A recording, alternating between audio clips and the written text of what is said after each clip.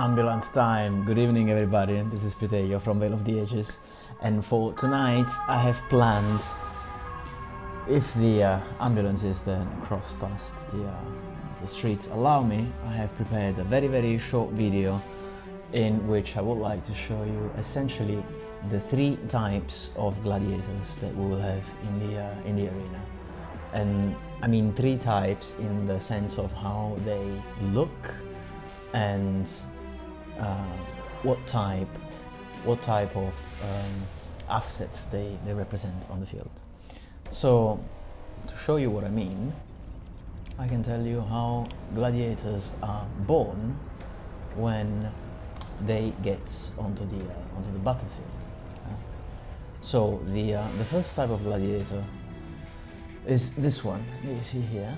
Is this box. I can press M to magnify, and essentially what you have here is simply a box that represents your warrior.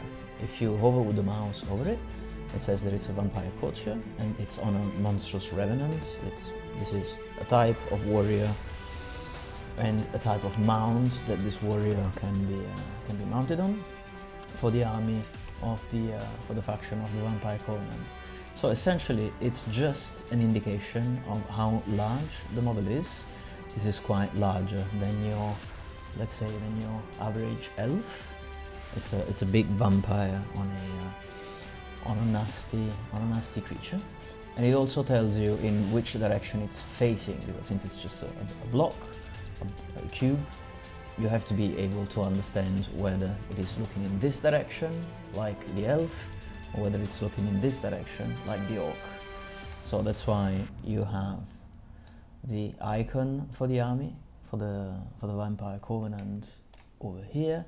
That tells you that this is the face, so it's looking like the elf. And also when you are in top mode, you can see that this is pointing in this direction, because this is how the icon for the army looks. So this is the embryo of how a new gladiator is added to the arena when it starts, and we don't have yet a sculpt. That's how it looks, just a cube with the marker, with the dimension, the icon of the faction, and the indication of where it's looking. And if you want, you can already play like this. You can already use this thing and say, oh, okay, so I'm here, and I am, I don't know, let's say 6 inches away from you. So I roll my 2 dice, and if I roll enough, then I can be in charge, and then I'm in combat with you. Okay? At this point, you can see that they're in contact and that they're fighting. Of course, this doesn't look very good, right? So, admittedly, I'm not going to argue with that. So this brings us to step number 2. Step number 2 would be to have a bidimensional standee that represents your fighter on the battlefield. Like, for example, for this Doomlord for the Warriors of the Dark Gods, we have this piece of art that was created by Mick from the 9th Age, the head of the art team from the 9th Age. It's in the book for the Warriors of the Dark Gods. I took it from the book and I simply transformed it into a bidimensional standee. So actually that means that if I go around it, you're gonna see that it's not a 3-dimensional miniature. It's just a drawing put on a standee. But already I might argue that it's already looking a bit better than the simple block, right, that you have here for the vampire. So this is the improvement number 1. From the simple placeholder of the cube, I can already use something that looks a bit nicer, which is the bidimensional standee.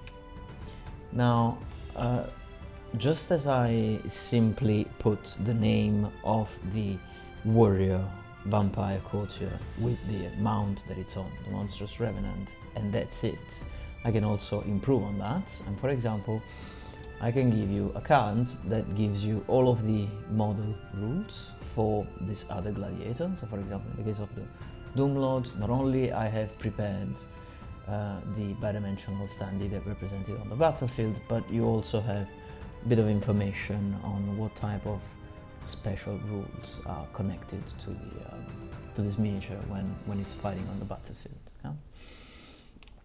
And as you have noticed in the live streams so far and in the other videos, what we usually do is to put these cards here, and so when we are playing, we always have the reference card at hand to remember.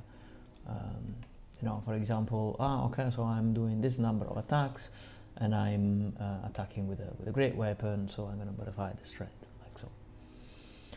Good. So this is step number 2. Step number 1 is just the box. Step number 2 is the 2D standee that can come with the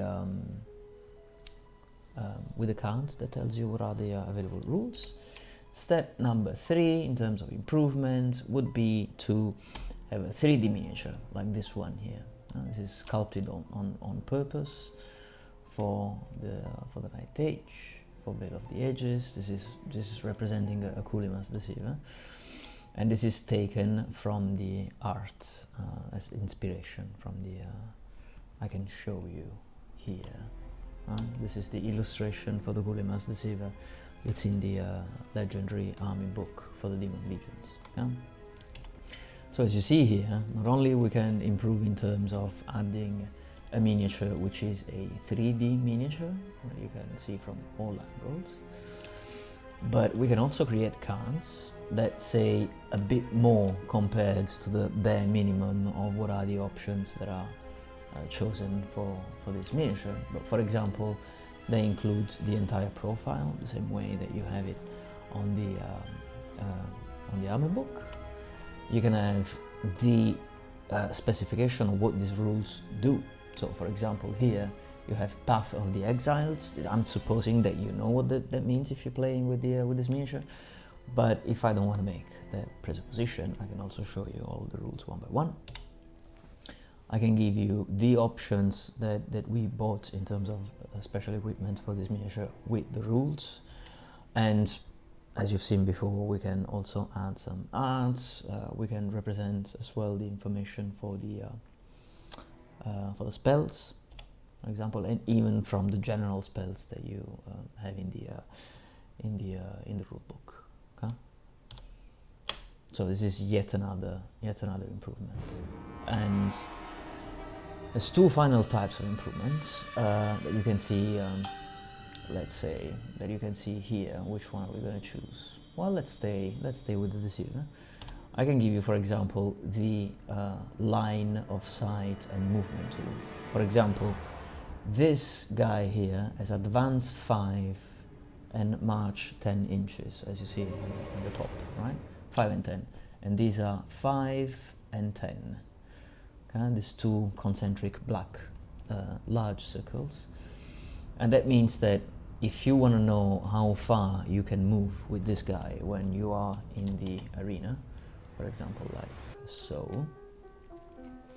you know, instead of measuring the distance and, for example, saying, can I run behind this obstacle here, this impassable terrain, you simply activate the line of sight. You say, well, if you want to go behind that, you have to march. If you do a simple advance movement, you stop here, but if you want to go behind there, you can do that with an advance movement. But for example, even if you march, you cannot go past this elevation here. Okay?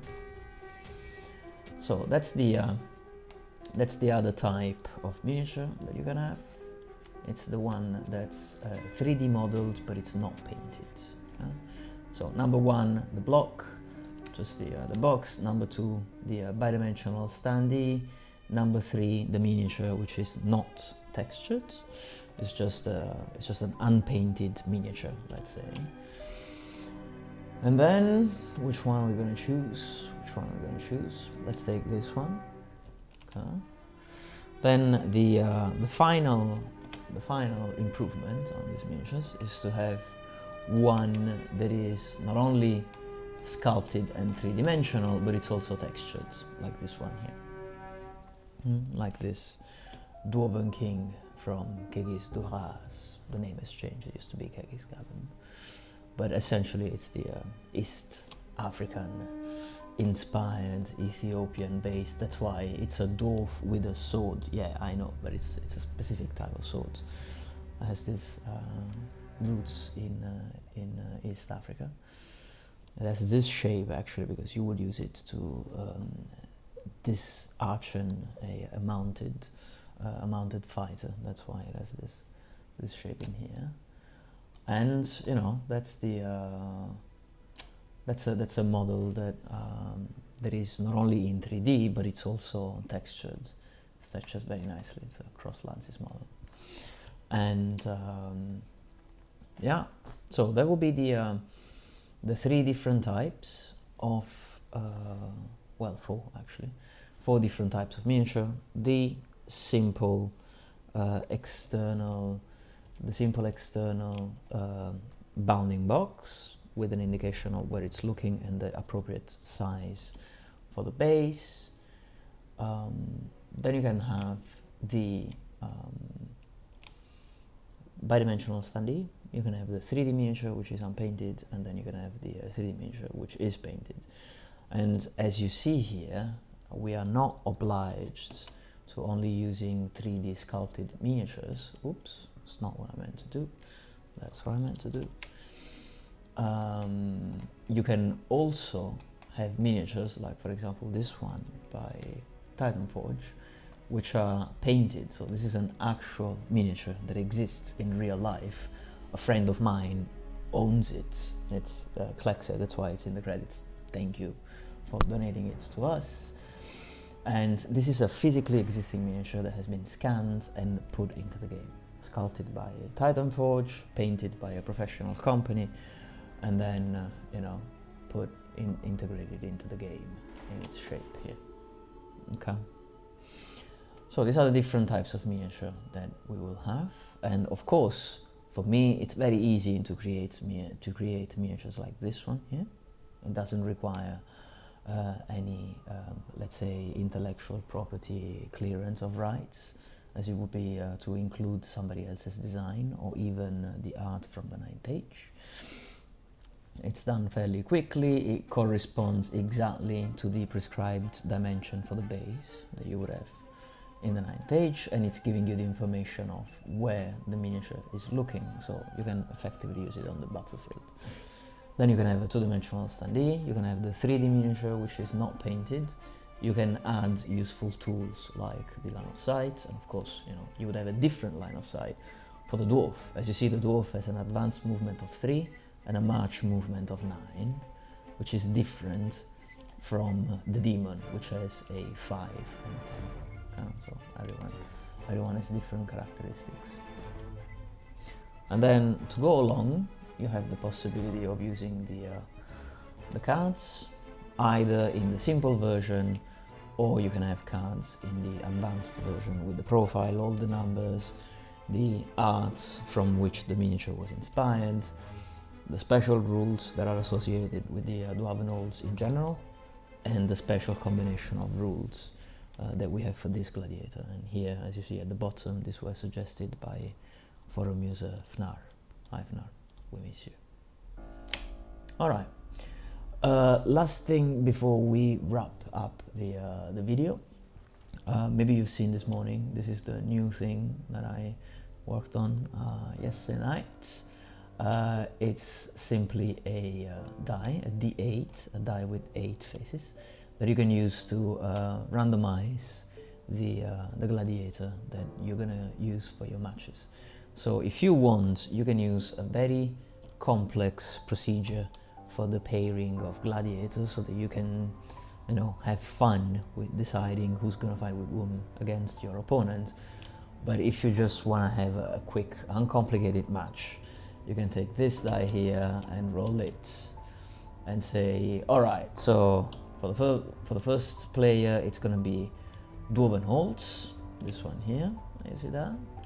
and the second player is gonna use the demons, okay? Which, as it happens, is the two cards, the two gladiators that we have up here. Yeah? And then you can say, okay, so in this match we're gonna play with these guys here. Right? We're not gonna play the match now. We're gonna keep it for a time when we have guests on the channel. Just wanted to make this brief video to show you the different types, the different ways of putting miniatures from the 9th age into the arena. All right. That's all for today, and I will see you next time. Bye, guys.